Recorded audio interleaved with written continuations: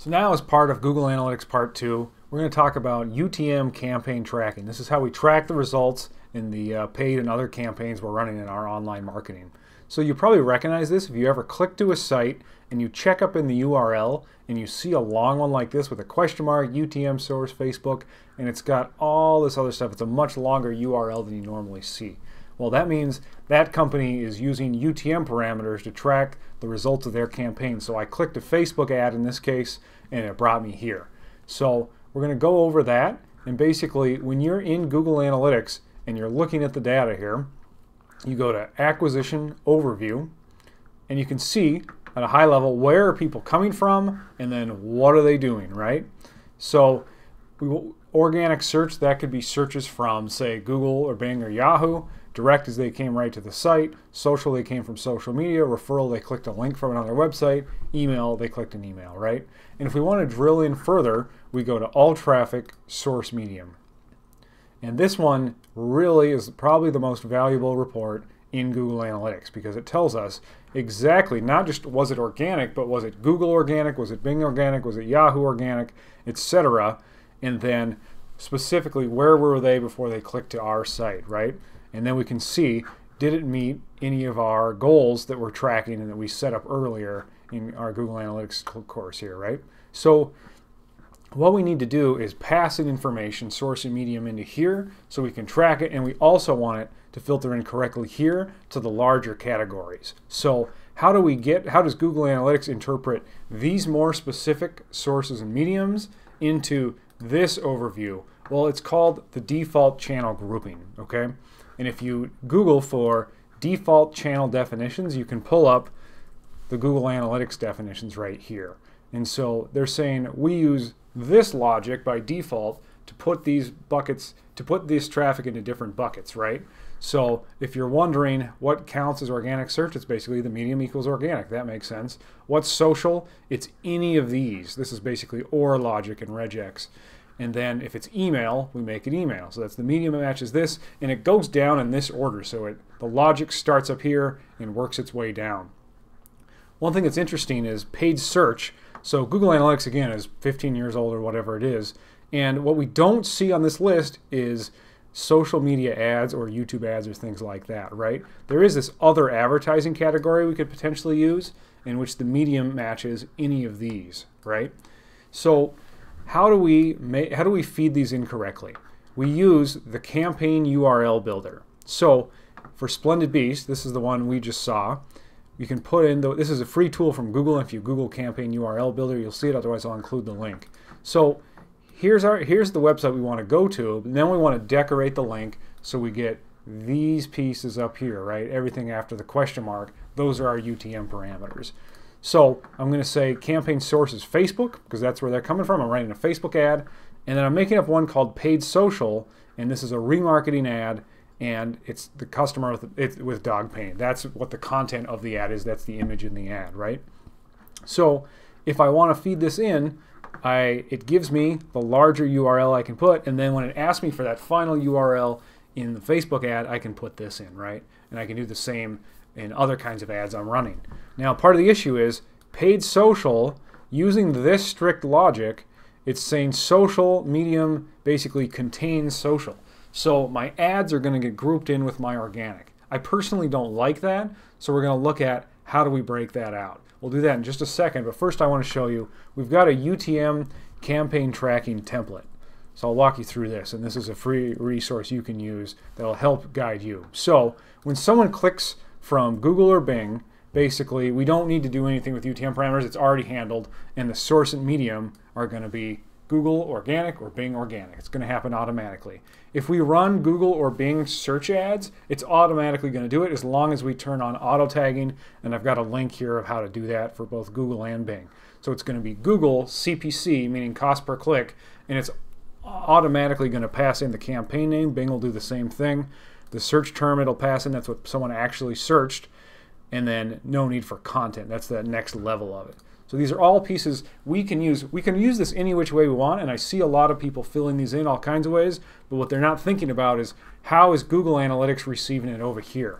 The hallmark of we're not tracking correctly is if we look at all our data here,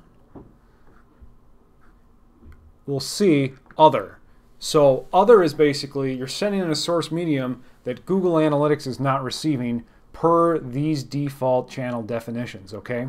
So if you have a large number of other in an account, that's a problem because that's just the other bucket. That's the miscellaneous drawer in your kitchen, okay? You don't want that if you're running paid ads. You want to know specifically how did those paid ads perform? Did we make our money back on them? Were they profitable? Should we be doubling down, right? So if you don't want to see other, then we need to track those in a specific way. I'll come back to that in 1 second. So if I look at this line now where I'm onto a Facebook organic post, so do we need to manually tag the UTM? Yeah, we could. So in that case, it would be, the campaign source is Facebook, the medium is just social, that's more broad, and the campaign name could be whatever, you know, Labor Day post or whatever it is that I'm putting out. And I can get more specific with the content if I want to of what image, what video was it. And then I copy this URL here. Notice you can also convert it to a short link if you don't want to have a big long URL like that. You can do that as well using Bitly. But I can copy this in and actually put this in my post. And when people click the link, they'll click this and it'll take them here. And then that information is going to actually pass in to Google Analytics, okay? But part of our issue is that what about paid social? So that's organic social. What about a Facebook ad for a Labor Day sale? So you should use manual UTM tagging. Here's you put in your URL. So Facebook's going to be the source. And then you could just do CPC, but then it's going to get grouped in under here with paid search. So it goes in with Google AdWords. And to me, social media, paid social media is totally different than paid search. It's not someone looking for what I'm doing. I targeted them based on who they are, their demographics, or their interest, right? So what we need to do is actually either group those together with CPC or we set it as paid social. And if we set it as paid social, we don't want to send it into the other bucket. So the way we do that is we go into Google Analytics. I'm going to show it for my digital marketing mastery here. So I'll go to admin, and under my view settings I've got channel settings, channel grouping, and I've got just the default channel grouping. And if I open that up and if I look at any of these, hey, how is social being defined? It says it's system defined. I can't actually look at it. Oh, no, it says system defined matches social. If I really want to know what that means, I have to look at this default channel definitions and find this logic right here. Or social referral source matches yes, right? So it's kind of implicit in here. These settings are not visible in here. That's why you need this piece, okay? So if I want to add a paid social as an option, what I need to do is duplicate this. I'll go to Actions, Copy, and I'm going to set up a custom channel grouping. And there's all kinds of reports in Google Analytics where this matters, how you're grouping those channels together, where we can't just look at that level of source medium. We need to see this all together. So I'm actually going to define a new channel, and I'm going to put it at the top. Because like we talked about, if I have paid social, let's do medium contains paid social. I generally use lowercase. I'll define that as this. Paid social. I can even give it a color here if I want. And done. So that's the number one possibility in here. So basically I'm setting that above all of these. Before it checks any of these, it's going to check this. If I didn't do that, paid social contains the word social, so it's just going to get grouped in with all my other social media. And to me, I want to set my ads apart. So now I can save this and keep the other ones. If I ever need other custom channels, I can edit in here, but now I've got my default channel grouping as well as my custom channel grouping. So now if I hop back into client account where they were doing all kinds of different things with their UTM parameters for their campaign tracking, I see acquisition overview. Other is the largest category, which is a huge problem, right? And you can always drill down in here. You click into the link and it'll show you what exactly were these sources, right?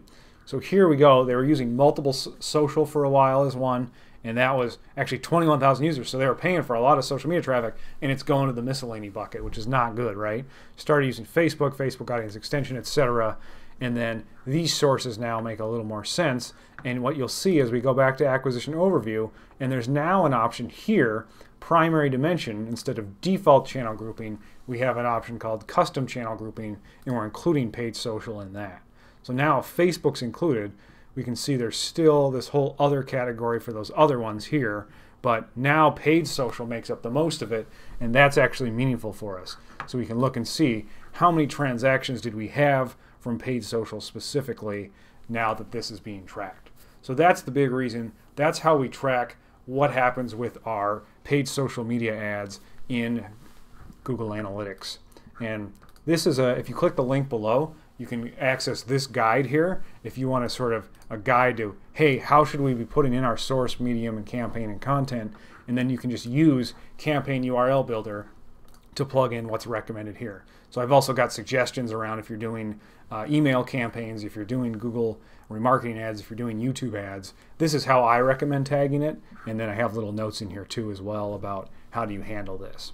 So hope this is helpful. Now you have an idea of how do you track your specific campaigns right down to it and how they're performing.